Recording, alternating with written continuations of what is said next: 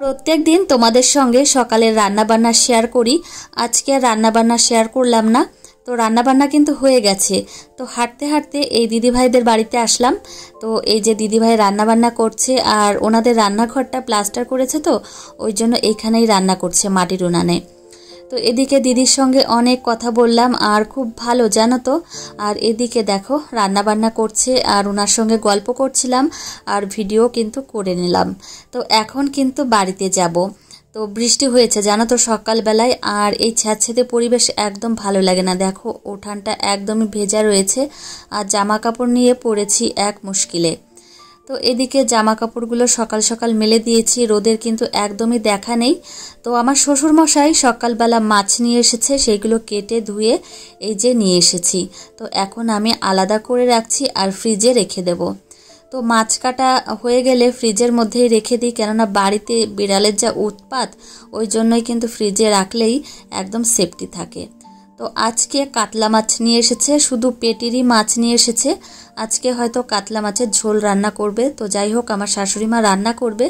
তো এইদিকে এখন আমি থালা দিয়ে ঢেকে এখন আমি ফ্রিজের মধ্যে রেখে দেব।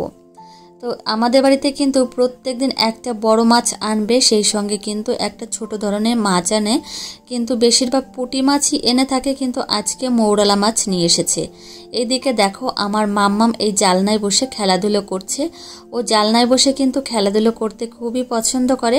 তো ওকে আমি ডাকছিলাম যে মাম্মাম বাইরে বেরো, কিন্তু মাম্মাম বেরোলো না।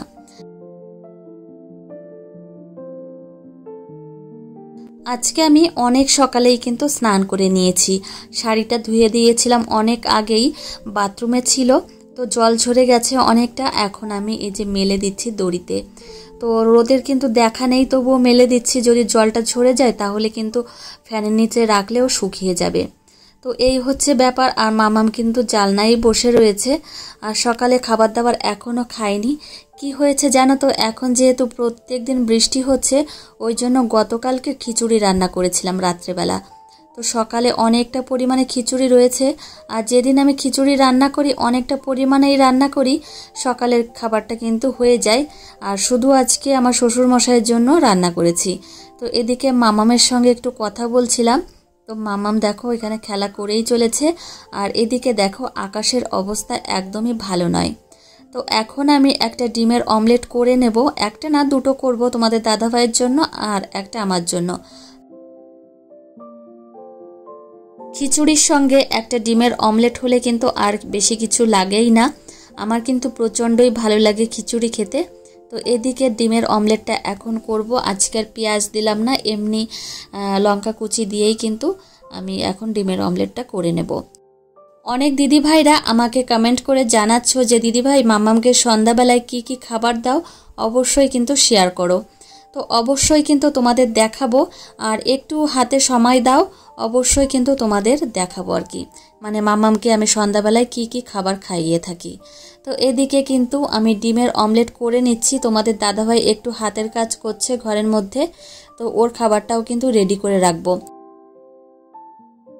আমাকে অনেক দিদিভাই জানাচ্ছ যে দিদিভাই তোমার ব্লগগুলো একঘেয়েমি হয়ে যাচ্ছে, একটু অন্যরকম দেখাও। তো অন্যরকম কি দেখাবো সেটা তোমরা আমাকে জানিও, তাহলে কিন্তু অবশ্যই দেখানোর চেষ্টা করব। তোমাদের একটা বাস্তব সত্যি কথা বলি, কি বলো তো, আমার মেয়েটা যেহেতু অনেকটাই ছোট, আর কোথাও বেরোতে গেলে না তোমাদের দাদাভাই বারণ করে, সেই সঙ্গে আমার শাশুড়ি মাও বলে যে এখন ও ছোট, অত ঘোরাঘুরি করতে হবে না। ওই জন্যই কি জানো তো, ওদের কথা মতো আমি মেনে চলি, ওই জন্য কোথাও বেরোনো হয় না। মাঝে মধ্যে হয়তো আমাদের এই বাজারে একটু যাই, হয়তো একটু রেস্টুরেন্টে গেলাম বা একটু বাজারে শপিং করতে গেলাম, এই আর কি, না হলে না কোথাও বেরোনো হয় না। আর ঘরের মধ্যেই যে সমস্ত কাজবাজ করি সেইগুলোই কিন্তু তোমাদের সঙ্গে আমি শেয়ার করি, এই হচ্ছে ব্যাপার। তো যাই হোক, তোমরা যদি জানাও যে দিদিভাই এই ধরনের ব্লগগুলো করো, তাহলে কিন্তু আমি সেগুলো করার চেষ্টা করব আর কি। তোমরা যে জিনিসগুলো পছন্দ করো সেগুলো তো আমাকে করতেই হবে, আর মানে চেষ্টা করতে হবে আর কি। তো এদিকে যে পাখিটা দেখতে পাচ্ছ, এই পাখিটা না এই সিলিংয়ের মধ্যে বাসা বেঁধেছে, আর দুটো বাচ্চা হয়েছে, আর সব সময় খাবার মুখে নিয়ে এসে এই সিলিংয়ের মধ্যে ঢোকে আর ওদের খাইয়ে আবার বেরিয়ে যায়। তো এদিকে আবার ঘরে এসেছি, মাম্মাম জানো তো টয়লেট করে দিয়েছে। এই বর্ষাকালে না একদম বাচ্চা কাচ্চাগুলো না ঘন ঘন টয়লেট করে দেয়, ওই জন্য এই আবার বিছানার চাদরটা এখন পাল্টে নিচ্ছি। আর বিছানার চাদর অনেকগুলোই আছে, ওই জন্য কিন্তু অতটা সমস্যা হয় না। সমস্যা এখন একটাই, যে জামা কাপড় ধুলে বা বিছানার চাদর ধুলে শুকাতে চায় না। আর আমি তো ওয়াশিং মেশিন ব্যবহার করি না, ওইভাবেই কিন্তু পড়ে রয়েছে। তোমাদের দাদাভাই বলল যখন দোতলায় থাকবে তখন ওয়াশিং মেশিনটা একদম ছাদের ওপরে নিয়ে যাব, মানে ছাদের ওপর একটা বাথরুম আছে, তো সেখানে চালা মতো করে দেবে, তো সেখানেই রাখবো ভাবছি। না হলে না ওইভাবে পড়ে থাকতে থাকতে না নষ্ট হয়ে যাবে। আর জানো তো ইলেকট্রিক জিনিস হোক বা মানুষ যাই হোক না কেন, যদি না চলে না একদম নষ্ট হয়ে যাবে। যাই হোক, এইদিকে দেখো বিছানার চাদরটা পেতে নিলাম, সেই সঙ্গে কিন্তু এই যে বালিশের ওয়ারও ভর্তি করে নিলাম, আর পুতুলগুলো এখন আমি খাটে সাজিয়ে রাখবো। তো এই খাট কিন্তু আমাদের আর নেই, এই খাটটা এখন আমার মাম্মামেরই হয়ে গেছে। এই খাটে সমস্ত জিনিসই কিন্তু এখন মাম্মামেরই। আর খাটের বিছানার চাদরটা যখন পাতি এত ভালো লাগে, আর টান টান বিছানার চাদর কিন্তু মানে টান টান বিছানা দেখতে কিন্তু বেশ ভালো লাগে। আর একদম অপরিচ্ছন্ন থাকলে কিন্তু একদম মন থেকে অপরিচ্ছন্নই লাগে, আমার ভালো লাগে না। যত কষ্টই হোক চেষ্টা করি ঘরটা গুছিয়ে রাখার, কিন্তু এখন মনের দিকে একটা পরিবর্তন হয়েছে। কি জানো তো, এখন ঘরটা তেমনভাবে আর গোছাতে ইচ্ছা করে না। এখন মনে হয় যে দোতলায় কবে যাব আর ঘরগুলো কবে সুন্দরভাবে গুছিয়ে রাখবো। তো ঘর না গুছিয়ে থাকি না, কিন্তু মনের মধ্যে এই একটা চিন্তাধারা হয়ে গেছে আর কি। তো এদিকে এখন আমি ফলের ঝুড়িতে ফলগুলো সাজিয়ে রাখবো। তো ছিল প্লাস্টিকের মধ্যে, এখন এই যে বের করে রাখবো। তোমাদের দাদাভাই তো ফল আনতে গেলে একদম কম করে আনে না, এক গাদা করে ফল নিয়ে আসে। তো এদিকে আপেলগুলো আমি এখানে রেখে দিচ্ছি। আর মামাম এই আপেলগুলো নিয়ে কতবার যে মেঝেতে ফেলে আর কতবার যে তুলি তার কোনো ঠিক ঠিকানা নেই।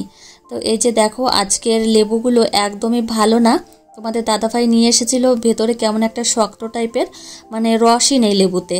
তো একটা আম রয়েছে। তো এদিকে বিছানার চাদরটা দেখো সাইডে ঝুলে রয়েছে, এখন আমি চিরুনি দিয়ে গুজে দেব। তোমাদের দাদা ভাই আমাকে 3-4 দিন আগে বলেছিল যে দীঘা যাবে ঘুরতে, তো আমরা এখনো দীঘাতে যাইনি। তো আমি ভাবছি মামাম এখন ছোট রয়েছে, তো ওকে একটু দীঘা নিয়ে গেলে ভালোই হবে, ও একটু বালির উপর দিয়ে দৌড়াতে পারবে। তো সেটাই আমি ভাবছি, দেখি যদি যাই তাহলে তো তোমাদের সঙ্গে সব কিছুই শেয়ার করব। তো কি জানো তো, এখনো বাচ্চা ছোট ভয় লাগে আর কি। তো এর থেকে ছোট বাচ্চা নিয়েও কিন্তু অনেকে ঘুরতে যায়, কিন্তু আমার ভয় লাগে। তো এদিকে এখন আমি টিভিটা পরিষ্কার পরিচ্ছন্ন করে একদম মুছে নেব। তো এই টিভিটাও কিন্তু খুব তাড়াতাড়ি চলে যাবে দোতলায়। তো আর একটা টিভি আছে জানো তো, সেটা 43 ইঞ্চি, একটু নষ্ট হয়ে গেছে, তো সেটা সারাই করতে অনেকটা টাকা লাগবে। তো সেই টাকা দিয়ে না একটা নতুন টিভি হয়ে যাবে, ওই জন্য ওটা সারাই করছে না। তো এদিকে পরিষ্কার পরিচ্ছন্ন হয়ে গেছে, আর মাম্মামকে কিন্তু স্নান করাবো, ও স্নানের টাইম হয়ে গেছে। তো ওকে স্নান করানোর আগে আমি এই সমস্ত মানে ওর জামা কাপড়, প্যান্ট, সেই সঙ্গে ডাইপার, ওর ক্রিম, আমি সব কিছুই কিন্তু আগে আগে গুছিয়ে রাখি। তো স্নান করিয়ে নিয়ে আসলে কিন্তু আমি সব কিছু গোছাই না, তাতে কি হয় বাচ্চার ঠান্ডা লাগার চান্সটা থাকে। তো এইভাবে গুছিয়ে রাখলে কিন্তু অনেকটা পরিমাণে সুবিধা হয় আর কি। তো এই যে আমার গোছানো হয়ে গেছে, এখন মাম্মামকে তেল মালিশ করিয়ে সোজা নিয়ে যাব স্নান করাতে। আর এখন জানো তো বৃষ্টি হচ্ছে, একদম ঝিরঝির করে বৃষ্টি হচ্ছে, আর মাম্মামকে কিন্তু এই যে স্নান করাতে নিয়ে চলে এসেছি। মাম্মাম দেখো দুষ্টুমি করছে, তো একদম ঝটপট করে স্নান করিয়ে নিয়ে যাব। এই যে ঘরে নিয়ে এসেছি, এখন ফ্যান অফ করে দেব, তারপর মাম্মামকে রেডি করাবো, তারপর ফ্যানটা অন করব। তো এইভাবে কিন্তু মাম্মামকে আমি প্রত্যেক দিন কেয়ার করে থাকি। আর মাম্মামের বইগুলো কিন্তু খাটের ওপরেই থাকে, ও সবসময়ই পড়াশোনা করে, মানে দাগাদাগি করে, আঁকিবুকি করে আর কি।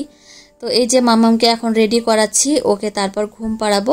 একজন দিদিভাই আমাকে জানিয়েছো যে দিদিভাই তোমার বিয়ের অ্যালবাম দেখাও। অবশ্যই কিন্তু সেই দিদিভাইকে আমি দেখাবো, তো একটু সময় দাও, আমি কিন্তু দেখাবো একটা ব্লগে। তো আমার কিন্তু বিয়ের অ্যালবাম আছে আর খুব সুন্দরই কিন্তু আছে করা।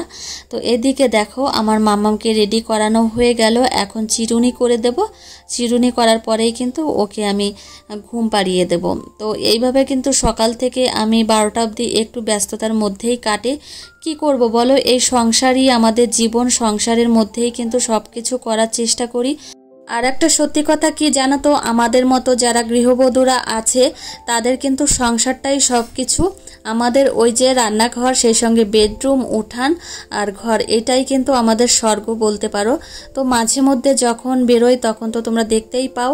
আর আরেকটা সব থেকে বড় কথা, তোমাদের দাদাভাই কিন্তু সময় পায় না। ওই জন্যই তোমাদের দাদাভাই কিন্তু যদি একটু সময় পেত তাহলে কিন্তু আমাকে নিয়ে এদিক ওদিক একটু যেতে পারতো। তো ও প্রচণ্ডই ব্যস্ত। তো এত ব্যস্ত থাকে, তার মধ্যে আমি মানে একটু সময় বের করে মাঝে মাঝে যেতে চাই আর যাইও, কিন্তু ওর প্রচণ্ড কিন্তু মানে কাজে অসুবিধা হয়, ওই জন্য কিন্তু আমি বলি না, তো চুপচাপই থাকি। যাই হোক, তোমাদের কিন্তু অনেক কথাই শেয়ার করলাম আর কিছু কথা বলেও ফেললাম, যদি ভুল ত্রুটি হয় অবশ্যই কিন্তু ক্ষমা করো। তো এদিকে দোতলায় এসেছি তোমাদের দাদাভাইকে ডাকতে যে খেতে হবে, নিচে এসো। তো এই যে দেখো রান্নাঘরটা এইভাবে হয়েছে, তো এখনও কমপ্লিট হয়নি, তো কাজ করছে কিন্তু। আর এদিকে মামামকে দুপুরের খাবারটা খাওয়াবো, তার জন্য রেডি করতে এসেছি। আজকে আলু দিয়ে সেই সঙ্গে কাতলা মাছ দিয়ে তরকারি হয়েছে, সেটা দিয়েই কিন্তু মামামকে খাওয়াবো। তো চলো আমার প্রিয় বন্ধুরা, আজকের ব্লগটি এখানেই শেষ করছি। তোমাদের কেমন লেগেছে অবশ্যই কিন্তু জানিও, ভালো লাগলে কিন্তু একটা লাইক কমেন্ট করতে ভুলো না। আর দেখা হবে কিন্তু তোমাদের সঙ্গে পরের ব্লগে। টাটা বন্ধুরা।